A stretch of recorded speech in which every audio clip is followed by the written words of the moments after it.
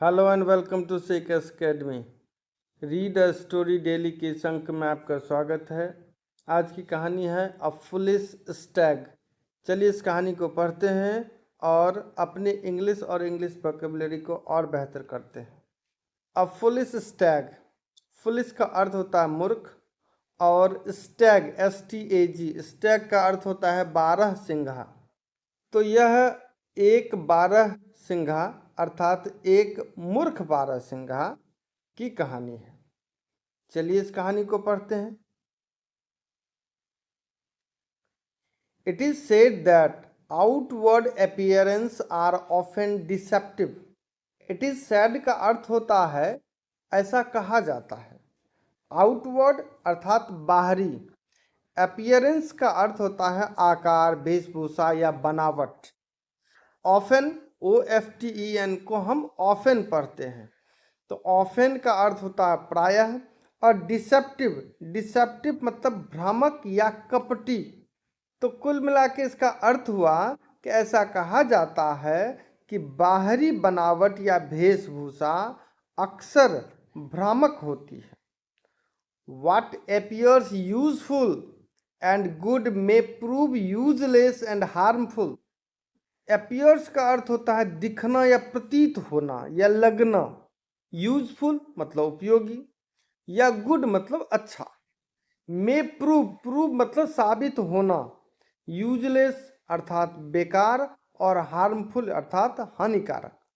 तो इस तरह इसका अर्थ हुआ व्हाट अपीयर्स यूजफुल, जो हमें उपयोगी दिखता है, एंड गुड और अच्छा दिखता है, मे प्रूव यूजलेस एंड हार्मफुल, वह बेकार और हानिकारक भी साबित हो सकते हैं।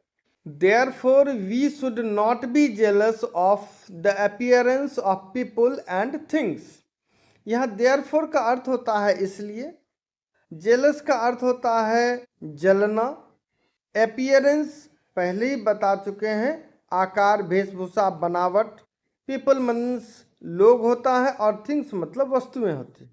तो इसीलिए हमें किसी की वेशभूषा, चाहे वो व्यक्ति हो या वस्तु हो, उससे जलना नहीं चाहिए। That's why it is said, इसलिए ऐसा कहा जाता है। दैट्स वाई का अर्थ होता है इसलिए। All that glitters is not gold, glitter मतलब होता है चमकना। तो हर वो चीज जो चमकती है वो सोना नहीं होती है। The following moral story of foolish stag proves the truth of this saying. Following का अर्थ होता है नीचे दिया गया। मोरल स्टोरी का अर्थ होता है नैतिक कहानियां, और फुलिश स्टैग का आपको अर्थ बता चुके हैं पहले ही। Proves the truth of this saying, proves का अर्थ होता है साबित करना, और ट्रुथ मतलब सच्चाई। तो इस और सेइंग का अर्थ होता है कथन। तो इस कथन में कितनी सच्चाई है यह ये कहानी साबित करती है। One day a stag went to a pool to quench his thirst. Thrust का अर्थ होता है प्यास। स्टैग का अर्थ पहले ही बताया जा चुका है। वेंट जो गो का पास्ट फॉर्म है, और पुल का अर्थ होता है तालाब। क्वेंच का अर्थ होता है बुझाना। तो एक दिन एक 12 सिंघा एक तालाब पर अपनी प्यास बुझाने के लिए गया। The pool water was so clear and still that he could see his reflection in it quite vividly. विविधली का अर्थ होता है स्पष्ट रूप से, क्वाइट मतलब पूर्ण रूप से, रिफ्लेक्शन मतलब होता है प्रतिबिंब या छवि, और सी का अर्थ होता है देखना। स्टील का अर्थ होता है शांत, क्लियर का अर्थ हुआ साफ, और पुल का अर्थ पहले ही बता चुके हैं। The pool water was so clear and still, तालाब का पानी इतना साफ और शांत था, दैट कि he could see his reflection in it quite vividly, कि वह अपनी छवि को या अपनी प्रतिबिंब को उसमें यानी तालाब के पानी में बहुत ही स्पष्ट ढंग से यानी पूर्ण रूप से स्पष्ट ढंग से देख पा सकती थी। He looked at the image of his horns and felt proud of their beauty. Looked मतलब देखा, image मतलब छवि या चित्र, his horns, horns का अर्थ सिंह, felt जो feel का past form है। अब प्राउड का अर्थ होता है गौरव करना, ऑफ देयर ब्यूटी, ब्यूटी का अर्थ हुआ सुंदरता। He looked at the image, उसने अपनी छवि को देखा या अपने चित्र को देखा, ऑफ हिज हॉर्न्स, किस चित्र को, तो अपने सिंह के चित्र को देखा। And felt proud of their beauty, और उस सिंह की खूबसूरती पर उन्हें बहुत ही गौरव महसूस हुआ। His eyes fell on the reflection of his four legs. तभी उनकी आंखें, फेल जो है फॉल का वर्ब टू है अर्थात पास्ट फॉर्म है, तो तभी उसकी आंखें उसके पैर के चित्र यानी पैर के प्रतिबिंबों पर पड़ी। He thought they were thin and ugly. उसने सोचा, थिन का अर्थ होता है पतला और अगली मतलब हुआ बदसूरत। उसने सोचा कि वे यानी उसके पैर पतले और बदसूरत हैं। He felt sad and with a heavy heart he quenched his thirst. उसे काफी दुख महसूस हुआ और भारी मन के साथ, भारी दिल के साथ, हैवी हार्ट का अर्थ हुआ भारी मन या भारी दिल के साथ, क्वेंच मीन्स बुझाना हुआ, थ्रस्ट मीन्स प्यास, तो उसने अपनी प्यास बुझाई, उसने भारी मन के साथ अपनी प्यास बुझाई।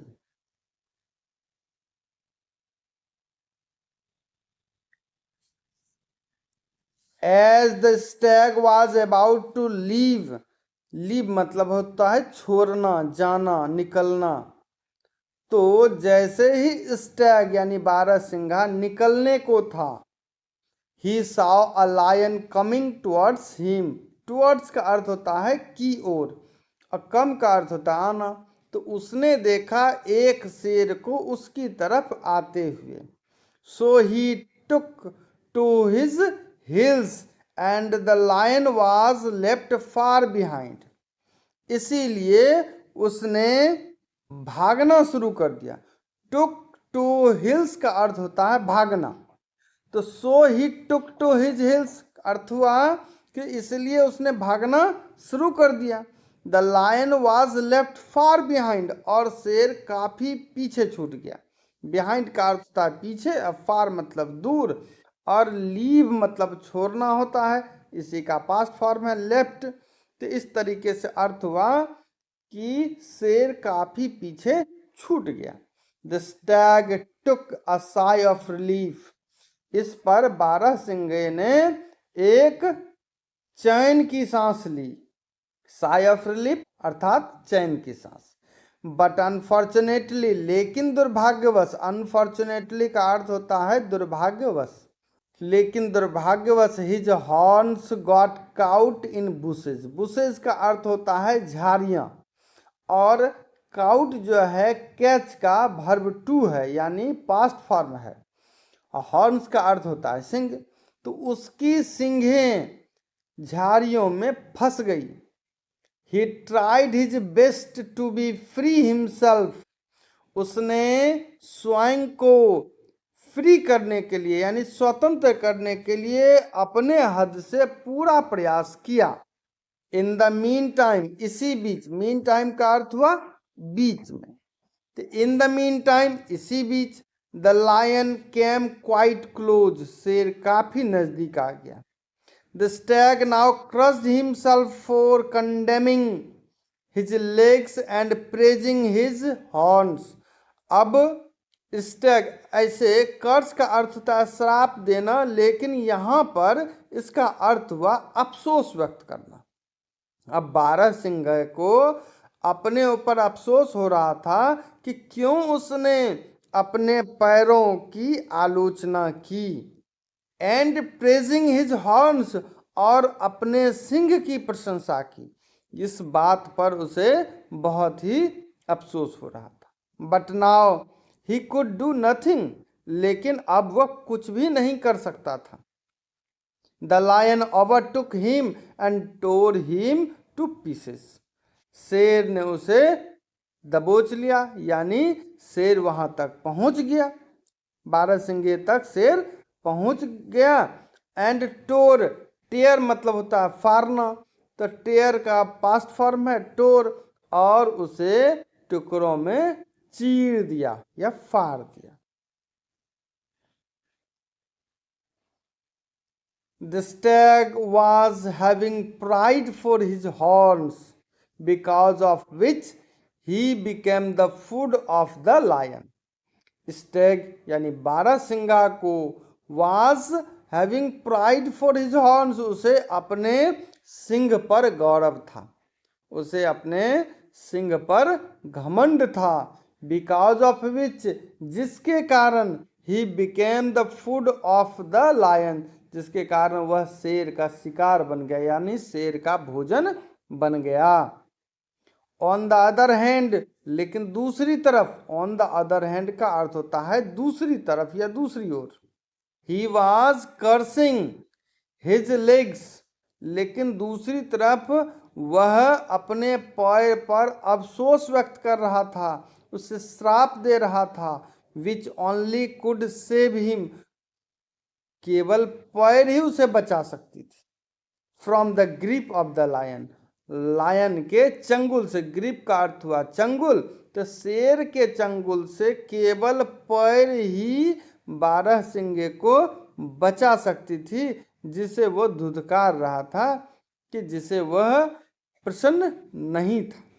मोरल, अब इस स्टोरी का मोरल देख लेते हैं। प्राइड हैथ अ फॉल, यहाँ हैथ जो देख रहे हैं HATH, ये ओल्ड इंग्लिश का है। अब इसका प्रेजेंट इंग्लिश में यानी मॉडर्न इंग्लिश में अगर इसको ट्रांसलेट करेंगे तो इसका अर्थ होगा हैज, HAS। तो प्राइड हैज अ फॉल, तो घमंड एक दिन टूट जाता है या चकनाचूर हो जाता है या गिर जाता है या मिट्टी में मिल जाता है। All that glitters is not gold, हर चमकने वाली चीजें सोना नहीं होती है। इसी तरह यह कहानी यहाँ समाप्त होता है। उम्मीद है आपको यह कहानी बहुत अच्छा लगा होगा, आपके इंग्लिश ज्ञान में वृद्धि हुई होगी, कुछ नए वर्ड्स भी आज आप सीखे होंगे। धीरे धीरे हम कुछ मुश्किल कहानियों को भी लाते जाएंगे, लेकिन शुरुआत होने के कारण हम आसानी से आपको मुश्किल की ओर ले जाना चाहते हैं, इसीलिए हम धीरे धीरे कहानी के स्टैंडर्ड्स को बढ़ाते जाएंगे। उम्मीद है आप इसे निरंतर देखेंगे, सीखेंगे और अपनी अंग्रेजी को बेहतर करेंगे। आज के लिए इतना ही, धन्यवाद।